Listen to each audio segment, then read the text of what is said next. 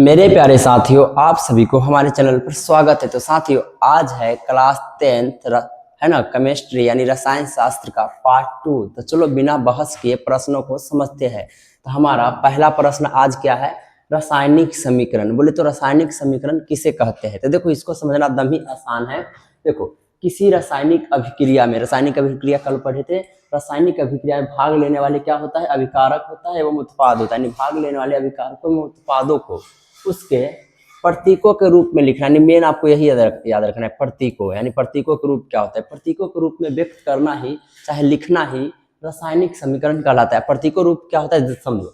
जैसे देखो लो, यहाँ पे मान मैग्नीशियम है। क्या है? मैग्नीशियम। तो आपको पता है मैग्नीशियम का प्रतीक क्या है? तो Mg, पता है ना। और यहाँ पे क्या है? ऑक्सीजन। तो ऑक्सीजन का प्रतीक क्या है? O2। ठीक है। और इन दोनों का जब रिएक्शन होता है, इन दोनों का क्या होता है? जब रिएक्शन होता है यानी अभिक्रिया होता है, तो हमारे पास क्या बनता है? MgO। MgO। तो इसी को ही रासायनिक समीकरण कहते हैं। यानी आपने इनसे इस प्रकार लिख दिया तो इसी को क्या कहते हैं? रासायनिक समीकरण कहते हैं। चलो इसको भी लिखते हैं रासायनिक समीकरण के रूप में। देखो, यहाँ पे हाइड्रोजन है। क्या है? हाइड्रोजन। हाइड्रोजन को बोलते हैं H। ठीक है। यहाँ पे ऑक्सीजन, ऑक्सीजन को बोलते हैं O। ठीक है ना। तो हाइड्रोजन के साथ 2 आता है, इसके साथ भी 2 आता है, तो ये जल बनेगा। क्या बनेगा? हाइड्रोजन और ऑक्सीजन मिलकर क्या बनाता है बाबू? तो यहाँ पे बनाता है जल। जल को बोलते हैं H2O। ठीक है। तो देखो, हाँ, इसको संतुलित भी कर लेते हैं। चलो, क्योंकि इसका एग्जाम्पल संतुलित करके ही लिखा जाता है। चलो, तो देखो, हाइड्रोजन प्लस ऑक्सीजन को जब हम मिलाते हैं यानी रिएक्शन करते हैं तो क्या बनता है? जल। उसी प्रकार मैग्नीशियम और ऑक्सीजन का रिएक्शन होता है तो क्या बनता है? Magnesium oxide. इसको आपने इस प्रकार लिखा, इसी को ही रासायनिक समीकरण कहते हैं, है ना। इसी देखो, प्रतीकों के रूप में, प्रतीक के रूप में लिख दिए। चलो अब देखते हैं अगला क्वेश्चन। देखो, अगला क्वेश्चन हमारे पास क्या है? संतुलित रासायनिक समीकरण क्या है?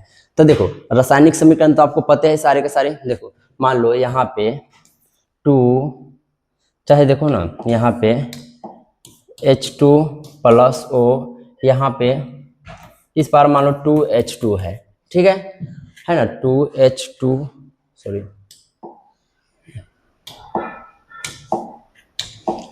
2H2O। अब देखो, बात बता रहा हूँ मैं आपको। देखो, आपको ये समीकरण दिख रहा है? दिख रहा है ना। अब यहाँ पे देखो, यहाँ पे H है, यहाँ पे 2 है, तो इसका मतलब H है जो 2 है। यानी बोले तो हाइड्रोजन का वो है 2 गो है। इधर का जो ऑक्सीजन के यहाँ पे कुछ भी कोई संख्या नहीं है, तो इसका मतलब ऑक्सीजन यहाँ पे एक गो है। कई गो है? एक गो है। इधर ये 2 गो है। अब बताओ, इधर हाइड्रोजन देखो कई गो है? यहाँ पे 2 गो है, यहाँ पे 2 है, तो 2 दूना कितना हो गया? 4 हो गया। ठीक है। अब देखो, बाहर जो दो है ना, तो इसका मतलब होता है ये हाइड्रोजन के लिए भी 2 है और ये ऑक्सीजन के लिए भी 2 है। लेकिन जो यहाँ पे हाइड्रोजन से जो नीचे जो हल्का 2 दिख रहा है, सिर्फ हाइड्रोजन का ही होगा। ठीक है। तो देखो, ये 2 ऑक्सीजन का भी, यानी ऑक्सीजन भी क्या हुआ? यहाँ पे 2 गो है। अब बताओ, यहाँ पे हाइड्रोजन 2 गो, इधर हाइड्रोजन कितने हैं? 4 गो। तो इसका मतलब हम यहाँ पे 2 से मल्टीप्लाई कर देंगे तो 2 दूना हाइड्रोजन कितना हो गया? 4 गो। और अगर मैं यहाँ पे 2 रख दूँ, है ना, यहाँ पे 2 रख दूँ तो ऑक्सीजन भी क्या गो हो गया? 2 गो। यहाँ भी ऑक्सीजन का गो है? 2 गो है। तेरा समीकरण क्या हो गया? संतुलित। तो देखो, तो इसे ही यहाँ पे लिखा हुआ है। क्या लिखा हुआ है बाबू? संतुलित रासायनिक समीकरण क्या है, चाहे किसे कहते थे? देखो, वह रासायनिक समीकरण। और एक बात और हो, आपको मान लो ये हाइड्रोजन है, या हाइड्रोजन है, आपको ये 2 दिख रहा है ना, तो इसी 2 को कहते हैं परमाणु संख्या। क्या कहते हैं? परमाणु संख्या। तो देखो, दोनों बगल परमाणु, यानी देखो, इधर से इधर हो गया, इस पार से, देखो, आपको जो ये 2, हाँ, आपको जो संख्या दिख रहा है, ये संख्या दिख रहा है ना, इसे परमाणु संख्या कहते हैं। ठीक है। तो देखो, परमाणु संख्या इधर 2 है तो उधर भी 2 होना चाहिए, इधर 4 है तो उधर 4 होना चाहिए, अगर इधर 5 है तो उधर भी 5 होना चाहिए। जिसकी परमाणु संख्या नहीं, बोले तो एक तत्व है, तत्वों की परमाणु संख्या जब समान होती है तो उसे ही संतुलित रासायनिक समीकरण कहते हैं। तो देखो, यहाँ पे क्या लिखा है? देखो, वह रासायनिक समीकरण जिसमें दोनों पक्षों यानी दोनों ओर क्या रहता है? अभिकारक रहता है, उत्पाद रहता है। यानी अभिकारकों तथा उत्पादों में प्रत्येक तत्वों की परमाणुओं की संख्या समान होती है, उसे संतुलित रासायनिक समीकरण कहते हैं। तो देखो, उदाहरण ले लेते हैं, अपना मर्जी से आप कोई सा भी उदाहरण ले लेते हैं। तो देखो, मान लो यहाँ पे मैग्नीशियम है यानी Mg है। ठीक है। यहाँ पे O2 है, तो इधर क्या हो जाएगा? MgO। अब देखो, ये समीकरण संतुलित है या नहीं देखते हैं। देखो, अगर यहाँ पे देखा जाए तो ऑक्सीजन की परमाणु संख्या 2 है, इधर का ऑक्सीजन की परमाणु संख्या कुछ भी नहीं है, इसका मतलब असंतुलित है। ठीक है ना। तो अब क्या करेंगे? मान लो अगर यहाँ पे ऑक्सीजन 2 है तो यहाँ पे हम 2 लगा देते हैं, जैसे आप यहाँ पे 2 लगा दिए है ना, तो इसका मतलब क्या हुआ, ऑक्सीजन तो 2 गो हो ही गया और साथ में यहाँ पे मैग्नीशियम भी 2 गो हो गया। तब बताओ इधर मैग्नीशियम दोनों ही नहीं, इधर भी अगर हम 2 लगा देते हैं तो परमाणु संख्या दोनों का क्या हो गया, बराबर हो गया था। देखो प्रत्येक तत्वों की परमाणु संख्या बराबर है, अतः यह संतुलित रासायनिक समीकरण का एग्जाम्पल है। ठीक है, तो संतुलित रासायनिक समीकरण किसे कहते हैं पता चल गया। अब देखो इसी में आपसे पूछ देगा असंतुलित, तो इसी में क्या लिखेंगे, आपको समान नहीं होती है, नहीं उसी को उल्टा। तो अब देखते हैं असंतुलित रासायनिक समीकरण। देखो असंतुलित रासायनिक समीकरण को कंकाली ढांचा दोनों नाम से भी जानते हैं। तो चलो असंतुलित रासायनिक समीकरण किसे कहते हैं, तो उसी का ये उल्टा होगा, है ना। जैसे उसमें क्या होता है, प्रत्येक तत्व की परमाणु संख्या बराबर होती है, इसमें बराबर नहीं होती, सिर्फ इतना ही करना है, नहीं बोले तो उसमें नहीं आपको जोड़ देना है। तो देखो वह रासायनिक समीकरण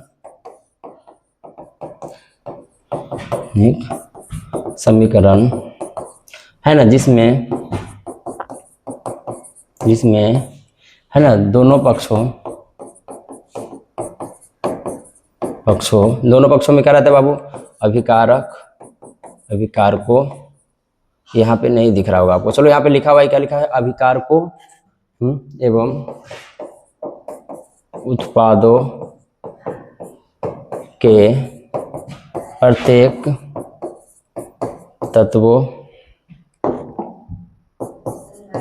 तत्वों की परमाणुओं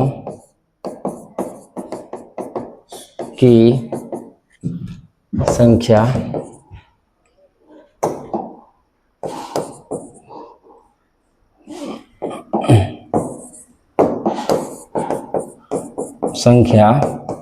समान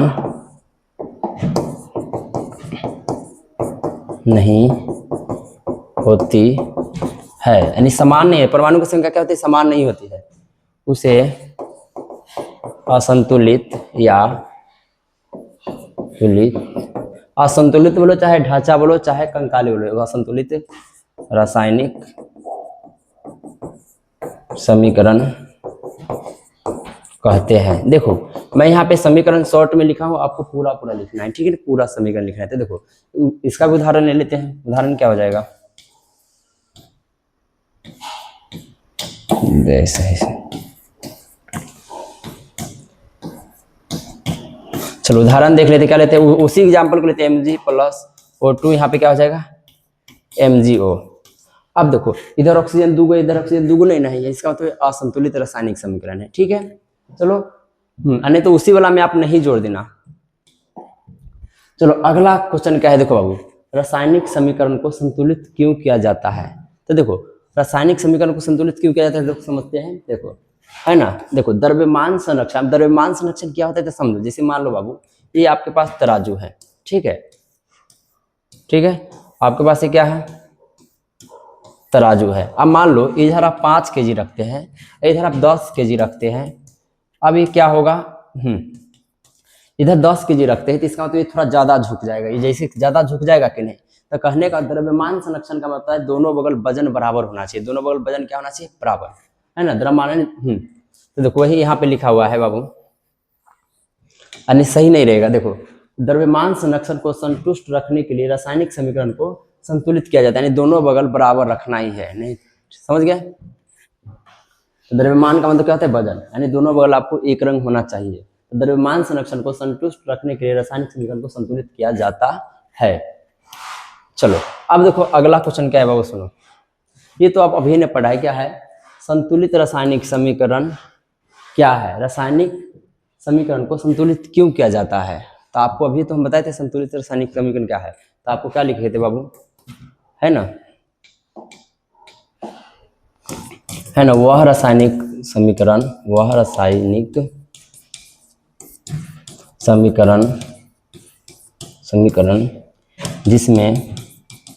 जिसमें दोनों पक्षों में क्या होता है बाबू, तो अभिकारक होता है, दोनों पक्षों यानी अभिकार को एवं उत्पादों के में प्रत्येक है ना, तत्वों की, परमाणुओं की, परमाणुओं की संख्या समान होती है उसे, है ना, संतुलित रासायनिक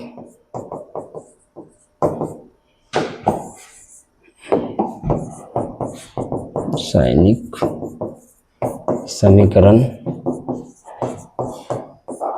कहते हैं। ठीक है, तो ये तो हम आपको थोड़ी देर पहले पढ़े हुए किए थे।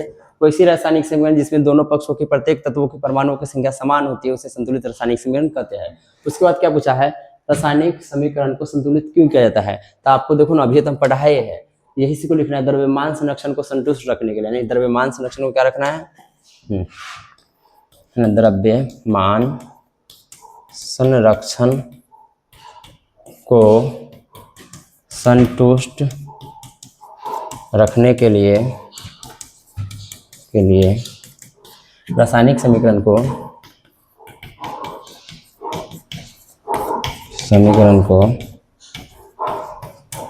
संतुलित किया जाता है,